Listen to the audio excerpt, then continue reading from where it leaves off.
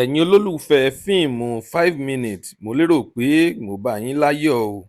Tí ẹ bá fẹ́ wo apá kejì fíìmù 5 minutes, ẹ gbìyànjú láti tẹ subscribe button torí wípé àǹfààní tẹ́ ò máa rí ni wípé a ó máa notify yín tí apá kejì fíìmù 5 minutes tó bá jáde o. Ẹ má gbàgbé láti tẹ subscribe button o, ẹ má sọ pé mi ò sọ fún yín o.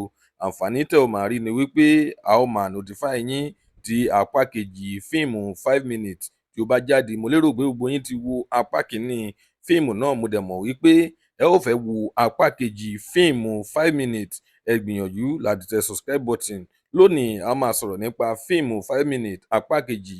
Mo lérò pé gbogbo yín ti wò ó. Fún àwọn tí ò bá yìí ti wò ó, ẹ gbìyànjú láti lọ wo fíìmù náà lórí Àpáta TV. Àwọn ló ń show fíìmù náà lórí YouTube. Ẹ gbìyànjú láti lọ wo fíìmù 5 minutes lórí YouTube. Ta ni òṣèré tí ẹ nífẹ̀ẹ́ sí jù nínú fíìmù náà?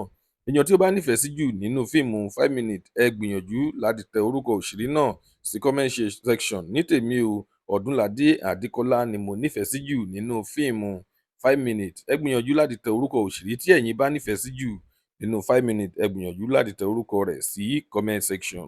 Lónìí a kò ní rí jù báyìí lọ. Tó bá jẹ́ ìgbà àkọ́kọ́ tí ẹ ń wo fídíò wa nìyí, ẹ jọ̀wọ́ ẹ tẹ subscribe button láti máa rí púpọ̀ lára àwọn fídíò wa wò. Ojú tí ẹ fi ń wò wá kò ní fọ́, etí tí ẹ fi ń gbọ́ wá kò ní di láṣẹ Ìdùmarè.